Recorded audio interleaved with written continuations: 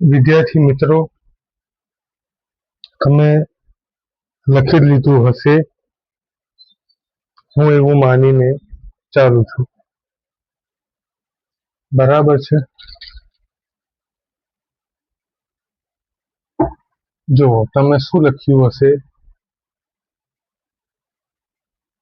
હિસાબી પદ્ધતિ અને તેના પારિભાષિક શબ્દો.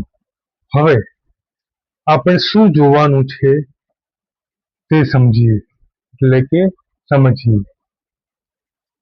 જ્યારે નાણાંનું માધ્યમ તરીકે અસ્તિત્વ ન હતું, ત્યારે બદલા પદ્ધતિ કે સાદા પદ્ધતિ પ્રવર્તમાન હતી. આ પદ્ધતિમાં વસ્તુના બદલામાં વસ્તુ કે વસ્તુના બદલામાં સેવા આપવામાં આવતી હતી. વિદ્યાર્થી મિત્રો, બહુ ટાઈમ પહેલા, એટલે કે લગભગ 5-6 ઈસવીસન પહેલા, એટલે કે અત્યારે 21મી સદી ચાલે છે, તો અંદાજિત 14-15મી ઈસવીએ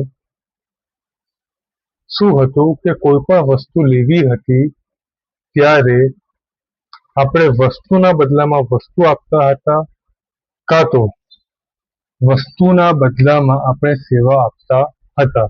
એક ઉદાહરણ તરીકે હું તમને કહું કે ખેતરમાં આપણે ઘઉં વાવવાના છે, બરાબર, પણ ઘઉં તો આપણા જોડે છે નહીં, આપણે બજારમાંથી લાવવા પડે કે કોઈ અન્ય ત્રાહિત વ્યક્તિ પાસેથી લાવવાના હોય તો તેને આપણે કહીએ કે ભાઈ મારા જોડે બળદ છે, હું તને તારું ખેતર ખેડી આપીશ, બદલામાં તું મને 1 મણ 2 મણ કે 1 કિલો કે 2 કિલો ઘઉં આપજે.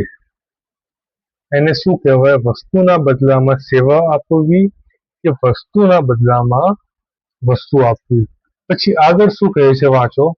ભારતના સમર્થક ઇતિહાસકારોએ ચાણક્યના અર્થશાસ્ત્રનો ઉલ્લેખ કરીને હિસાબી પદ્ધતિના અસ્તિત્વ અને મહત્વ સમજાવ્યું. ભારતને સમર્થન કરી ઇતિહાસકારોએ, શું નામ છે એનું? ચાણક્ય. શું નામ છે એનું? ચાણક્ય. એ કોણ હતો? અર્થશાસ્ત્રી હતો. એક માર્ક્સમાં વિકલ્પ પૂછાય કે ચાણક્ય કોણ હતો? એ કોણ હતો? અર્થશાસ્ત્રી હતો. ઉલ્લેખ કરીને હિસાબી પદ્ધતિના અસ્તિત્વ અને મહત્વ સમજાવ્યો છે. પશ્ચિમના સમર્થક ઇતિહાસકારો આ અંગેનું શ્રેય ઇટાલીના ગણિતશાસ્ત્રી લ્યુકા પેસિયોને આપે છે. બરાબર. પશ્ચિમના લોકો છે, જે યુરોપના લોકો છે, એ કોને સમર્થક આપે છે? ગણિતના અર્થશાસ્ત્રી, ગણિતશાસ્ત્રી લ્યુકા પેસિયોને. કોણ છે? અહીંયા હાઇલાઇટ કરી લો. ઇટાલીના ગણિતશાસ્ત્રી લ્યુકા પેસિયોને મહત્વ આપે છે. આવી રીતે તમે લખતા રહેજો તો તમારા 1 માર્ક્સના કે 1 વાક્યના જવાબ તમને આવી જાય. આ પહેલા પાઠમાંથી તમારે ટોટલી થિયરી જ પૂછાવાની છે, બરાબર. એટલે સમજી લેજો. એક વખત જ તમારે પરીક્ષાના ટાઈમ પર વાંચવાનું રહે, એવી રીતે સમજો અને લખતા રહેજો. ફરીથી બીજી વખત તમારે ધ્યાન આપવાનું ના થાય. મને ખબર છે કે તમને થિયરી ભણતા બહુ કંટાળો આવે છે, પણ આપણે એક સારા વિદ્યાર્થી તરીકે એક વિષય આપણે ભણવું તે આપણે જવાબદારી છે. પછી આગળ, હિસાબને નામા તરીકે પણ ઓળખવામાં આવે છે. શું કહ્યું છે? હિસાબને નામા તરીકે પણ ઓળખવામાં આવે છે, બરાબર. હવે પૂછે હિસાબી પદ્ધતિનું બીજું નામ શું? તો નામા પદ્ધતિ. શું? નામા પદ્ધતિ. હવે આગળ શું છે જોઈએ. American institute of certified public accounts દ્વારા નીચે પ્રમાણે આ વ્યાખ્યાઓ આપવામાં આવી છે. ખાસ ધ્યાન રાખજો વિદ્યાર્થી મિત્રો, 2 કે 3 માર્ક્સમાં આ વ્યાખ્યા આવી શકે.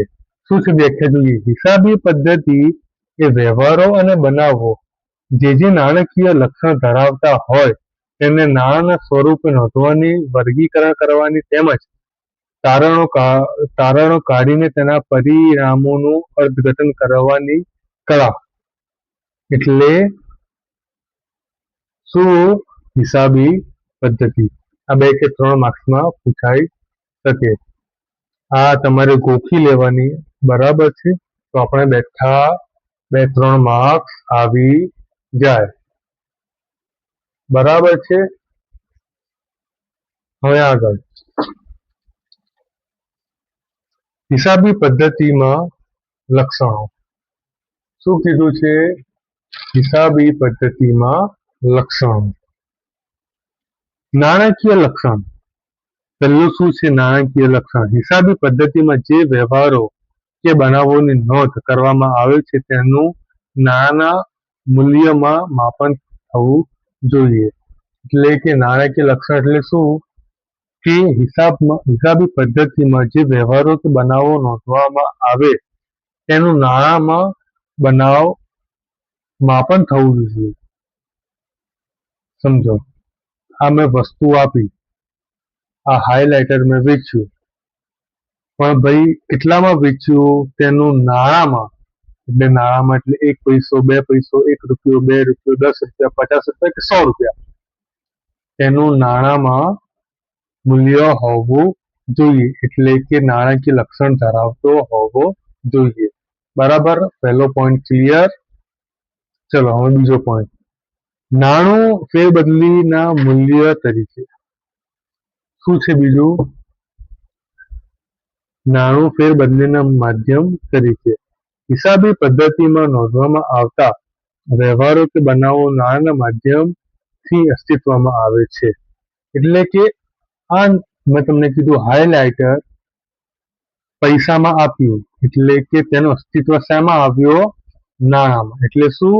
નાણાંનું માધ્યમ બન્યું. તેનું વસ્તુ આપી, પૈસા લીધા, આપણે પૈસાની જરૂર હતી તો જ આપણે વેચ્યું, તો જ આપણે નફો લીધો ને. એમને એમ તો આપણે આપતા નથી ને. એને જેને હાઇલાઇટરની જરૂર હતી તેને સેવા ભોગવી. સામે એને શું આપ્યું? પૈસા આપ્યા. બરાબર? હવે ત્રીજો, વ્યવહારોનું વર્ગીકરણ અને વિશ્લેષણ. હવે તમે સમજી જ જાઓ કે શું છે કે વ્યવહારો કયા હશે, શું હશે, નફામાં થયું, નુકસાનમાં થયું, શું વસ્તુ આપી, શું વસ્તુ લીધી. સમજો મારી વાતને. તેનું વર્ગીકરણ કરી લખવાનું છે. વસ્તુ આપી કે લીધી, નફો થયો કે નુકસાન થયો, વર્ગીકરણ કરવાનું છે, વિશ્લેષણ કરવાનું છે, સમજવાનું છે. તેમાં કોઈ મોટી વાત નથી. બરાબર છે? ચલો તો પણ વાંચી લઈએ. હિસાબી પદ્ધતિમાં જુદા જુદા પ્રકારના વ્યવહારો થાય છે. આ વ્યવહારો રોકડ સ્વરૂપે કે બિનરોકડ સ્વરૂપે થતા હોય છે. આ વ્યવહારો આવક, ખર્ચ, મિલકત દેવા વગેરે માટેના હોય છે. આ વ્યવહારોને તેના પ્રકારના આધારે એટલે કે હિસાબી પદ્ધતિમાં ઉધાર જમાના નિયમો પ્રમાણે વર્ગીકરણ કરીને વિશ્લેષણના લક્ષણના કારણે જે તે બાબતના નિર્ધારિત સમયના બધા વ્યવહારો એક સમયે એક સાથે જગ્યાએ લખવામાં આવે છે. મેં તમને સમજ પાડી એવી રીતે આ શુદ્ધ ગુજરાતીમાં લખ્યું છે. ફક્ત તમે સાંભળો. બરાબર છે? સાંભળીને પછી તમે લખી લેજો. લખશો તો તમારો કોન્સેપ્ટ ક્લિયર થશે. ચોથો વ્યવહાર. વ્યવહારોનું અર્થઘટન. હવે આ પણ તમારા માટે સહેલું જ છે. હિસાબી પદ્ધતિમાં ફક્ત હિસાબો તૈયાર કરવામાં આવતા નથી, પરંતુ હિસાબો નિર્ધારિત નિયમો પ્રમાણે તૈયાર થયા બાદ તેમાં દર્શાવેલા વિગતો અને આંકડાશાસ્ત્ર આધારે તેનું અર્થઘટન કરવામાં આવે છે. હવે શું છે કે હિસાબો ફક્ત તૈયાર કરવામાં આવતા નથી, પરંતુ હિસાબો નિર્ધારિત નિયમો હોય છે. આવક જાવકના નિયમો હોય છે, નફા નુકસાનના નિયમો હોય છે, ખર્ચના નિયમો હોય છે. તેના આધારે દર્શાવવામાં આવે છે, આંકડાના સ્વરૂપમાં પણ લખવામાં આવે છે. પછી 5મું, જથ્થાત્મક માહિતી.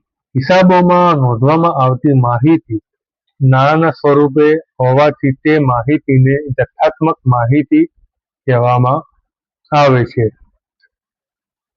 જથ્થાત્મક માહિતી એટલે કે આંકડાકીય માહિતી. જથ્થાત્મક માહિતીનું બીજું નામ શું છે? તો શું આવે? આંકડાકીય માહિતી. જથ્થાત્મક માહિતી એટલે આંકડાકીય માહિતી. આ લખી રાખજો મારા વિદ્યાર્થી. બરાબર. 6, આર્થિક નિર્ણયો. હિસાબી પદ્ધતિમાં તૈયાર કરવામાં આવેલા હિસાબોના આધારે જુદા જુદા પક્ષકારો પોતાના નિર્ણય લેતા હોય છે. ઐતિહાસિક માહિતી. હિસાબી પદ્ધતિમાં થઈ ગયેલા વ્યવહારો અને બનાવોમાં નોંધવામાં આવે છે. વ્યવહારો કે બનાવો બનેલ હોવાથી તે ભૂતકાળ બને છે. ભૂતકાળ હંમેશા ઇતિહાસ દર્શાવે છે. ઇતિહાસના આધારે તૈયાર થયેલા હિસાબો ઐતિહાસિક માહિતી એટલે કે ભૂતકાળની માહિતી સાથે સંબંધ ધરાવે છે. બરાબર. આ આપણું હિસાબી પદ્ધતિના લક્ષણો પતી ગયા. હવે આપણે બીજો પોઈન્ટ લઈશું. આટલું તમે લખી લો. બરાબર છે. હું એવું ઈચ્છું છું કે તમને બધાને સમજ પડી ગઈ હશે. ઓકે.